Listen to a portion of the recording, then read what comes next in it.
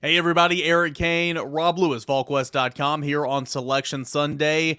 The selection show just wrapped up. Tennessee, a 4 seed in the East region, taking on 13th seeded Louisiana in Orlando on Thursday. Rob Lewis, if Tennessee wins that, it is a date likely with 5th seeded Duke in the round of 32. Just one of the potential scenarios out there for Tennessee.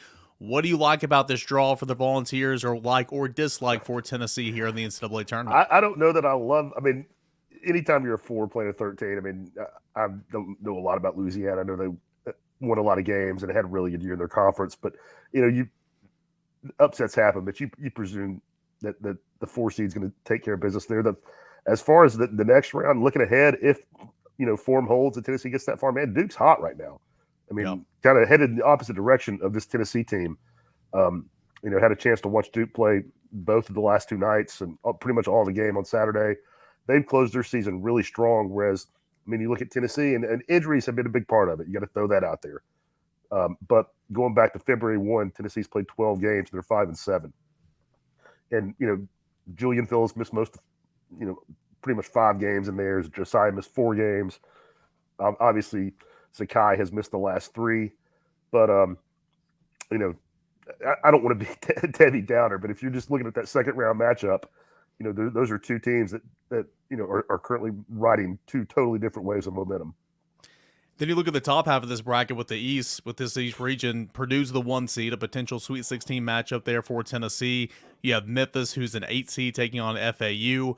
If Tennessee were to, you got to obviously take care of opening weekend, something that Tennessee struggled to do a lot of the times. But if you're able to advance on and go into the Sweet 16, Purdue is likely your opponent there, and Purdue's obviously a good team as well. Really good team, and have had a chance to watch Purdue quite a bit this year. I mean, they've obviously been on TV a ton. Man, if Zakai, man, I mean, you can't cry over spilled milk, but if Zakai were healthy, I would like Tennessee's matchup a lot against Purdue because Purdue has really young guards. Obviously, they have Zach Edey, who's a force in the paint, but Tennessee has quality size. I mean, they've got numbers, guys they can throw out there. I mean, not that it would be a tough matchup against Edey, but Purdue has really young guards, and again, if Zakai was healthy, but if wishes and buts for candy and nuts, blah blah blah. But guard play is so important this time of year, and it's hard to just overestimate what that loss means for Tennessee's ceiling in this tournament. Overall, looking at the bracket now that it's completed, I may be miscounting here. I think I saw 8 SEC teams. Alabama's the number 1 overall seed. Just in front of my face right now, I see Auburn's a 9. A&M was a 7. Maybe that was too low, but again, some bad non-conference losses before Really it played bad. really well in SEC play, finished second. What are your thoughts on the SEC's performance overall in this tournament and just big tournament bracket takeaways? I mean, just for the SEC, I mean, I think you got to be pleased. I mean, I'm sure Vanderbilt's feeling slighted today, but I mean, let's be honest. You talked about A&M, having some bad non-conference losses. I mean, Vandy was 10-12 Yeah. at one point. I mean, they had a great last 5-6 weeks of the season, and I tip my cap to them. I think Jerry Stackhouse did an incredible job, but you can't mail in 60% of the season and then gripe that you didn't get a fair shake from the tournament. I mean, it's games in November, December count too, and Vandy was just bad.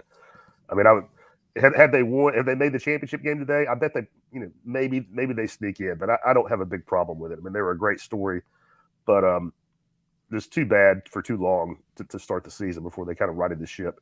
I'm with you. I mean, I can see Texas A&M being a 6 or even a 5, but they did. They lost to Wofford at home. They had some other losses along those lines back in November. But for this league to get 8 teams in, I mean, that's I don't think this league is not as good at the top as the Big 12 was this year, but pretty deep with a lot of quality teams, in my opinion. Yeah, the experts are saying that when you're filling out your bracket side with the Big 12 and the SEC, because two of the battle tested better conferences in college basketball this year, Jay Wright calling the upset already: Louisiana over Tennessee, and again Tennessee the 4 seed in the East region. Orlando taking on Louisiana on Thursday. Rob, final thing here again. We discuss it every single week. We discuss it on the Craven Wings Full Court Press, on the podcast, on the Rewinds, but where Tennessee is right now after the SEC tournament, kind of how are they playing entering March Madness tournament? Kind of what do you like? What do you obviously not like about missing Zakai Ziegler? Oh, EC, I don't want to come off sounding like a pessimist, man, but I just don't feel like they're going in, riding away. I mean, I'm not suggesting. I mean, Tennessee's good. Tennessee can win 2 games this week for sure. They're good enough defensively. They have enough, shooting. They have enough size. They could 100% win both of these games. But man, it just, I can't remember what the numbers were last year, but obviously they had won the whole thing in Tampa. And had been on a pretty hot streak going into the SEC tournament. It just felt a lot different, and so we obviously know how that worked out. So, that doesn't guarantee you anything just because you're going in hot. But and this year it just feels like they've had to overcome so much, with so many injuries, and the Zakai thing is one that's you know they're not going to get past. They got to find a workaround. They're not going to. He's not coming back like Josiah did or like Julian did. So you know, I will not be surprised by anything that happens this week, Eric. I mean, I won't be surprised if they go and win 2, and we're making plans to get to New York for the Sweet 16. I won't be surprised if Jay Wright, if his prediction comes true and Tennessee is an upset victim in round 1. It just nothing will shock me. Well, Tennessee is the 4th seed in the East region. It will take on 13th seeded Louisiana Thursday in Orlando. And of course, Volquest.com will have all that coverage from Orlando in the days leading up to Tennessee in the NCAA tournament. We are reacting here from Selection Sunday at Volquest.com. He's Rob Lewis, and I am Eric Kane.